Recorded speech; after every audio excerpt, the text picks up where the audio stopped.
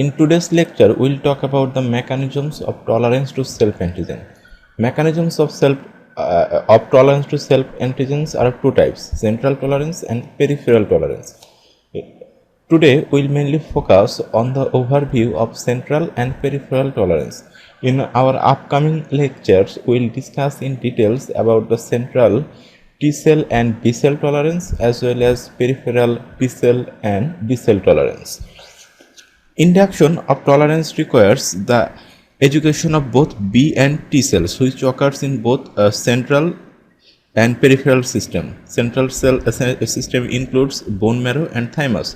On the other hand, you already know what peripheral systems include. Peripheral system includes organs like spleen and lymph node. So, first we need to know what is central and peripheral tolerance. Central tolerance refers to the tolerance established by deleting autoreactive lymphocyte clones before they develop into fully immunocompetent cells. It occurs during lymphocyte development in the thymus and bone marrow for T and B lymphocyte respectively.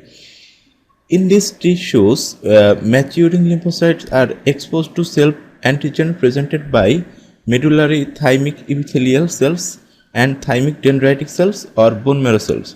Self-antigens are present due to endogenous expression, importation of antigen from peripheral sites via circulating bloods. So, what is peripheral system? Peripheral tolerance occurs after the developments of T and B cells.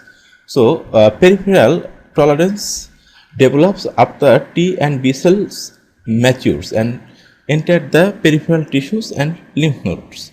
It is established by a number of partly overlapping mechanisms that mostly involves control at the level of T cell, especially CD4 plus helper T cells. So, what is happening here? In central and peripheral tolerance, immature lymphocyte specific for self-antigens may encounter these antigens in the generative lymphoid organs.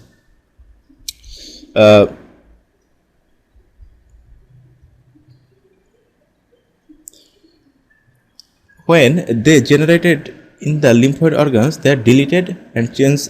They can be either deleted, which is termed as apostasis, or can change their receptor specificity. This happens only in B cells, or in case of CD4 T cells, they develop into regulatory T cells. So, these regulatory T cells actively participate in the regulatory function of the immune system rather than initiating immune response. You need to remember that regulatory T lymphocytes do not initiate immune response. So, these are the three types of fates of self-antigens during its central tolerance. So, what happened in peripheral tolerance? Some self-reactive lymphocyte may mature. They may mature and enter peripheral tissues and may be inactivated or deleted by encounter with self-antigen in these tissues, or are suppressed by the regulatory T cells. They can be suppressed by regulatory T cells. Here we can see that these mature T lymphocytes, when exposed to the self-antigen, they might have three fate. It's energy, which we already know. This means lack of immune response, then apoptosis or deletion and suppression.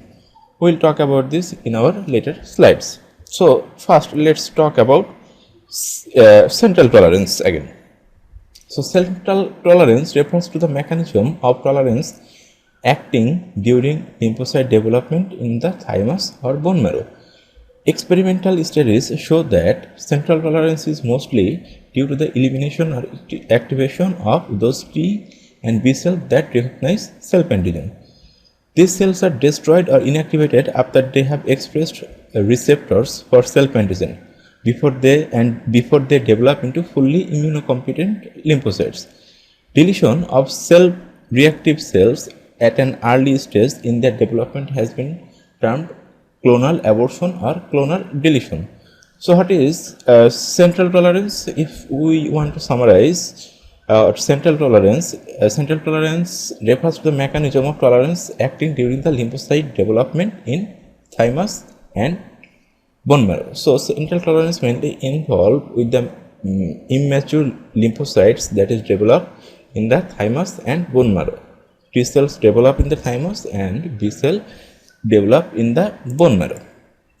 So why central tolerance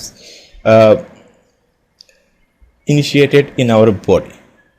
Because when this inactivated or immature T cell recognize recognize self-antigens, they might face several fates.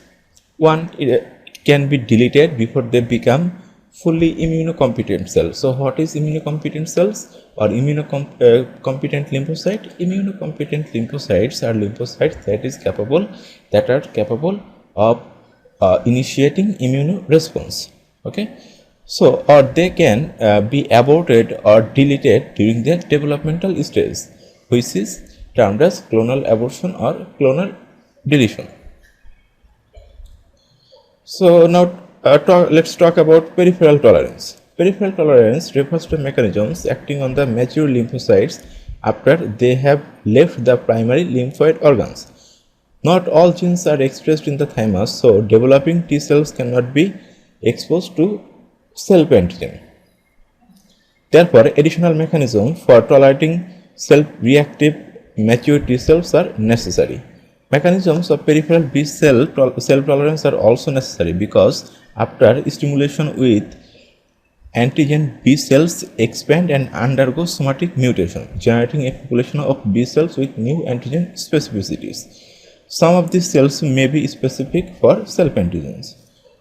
So, what is peripheral tolerance? Peripheral tolerance developed when lymphocytes mature, they achieve their maturity. So there is a very distinct difference between central and peripheral tolerance. Central tolerance occurs in immature B and T lymphocyte. Peripheral tolerance occurs in mature lymphocytes, B lymphocyte and T lymphocytes.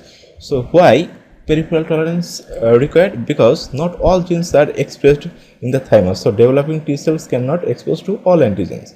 So that means it is not possible for us to recognize or discriminate all self non-self antigen during our developmental stage.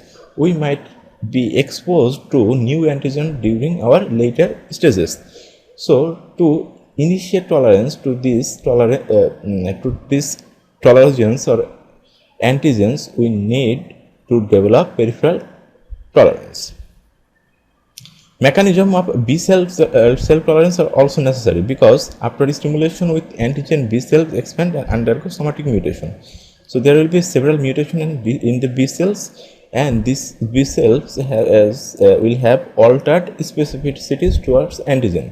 So if peripheral tolerance not activated, this might lead to immunological response towards self-antigen. So to prevent this, we need peripheral tolerance.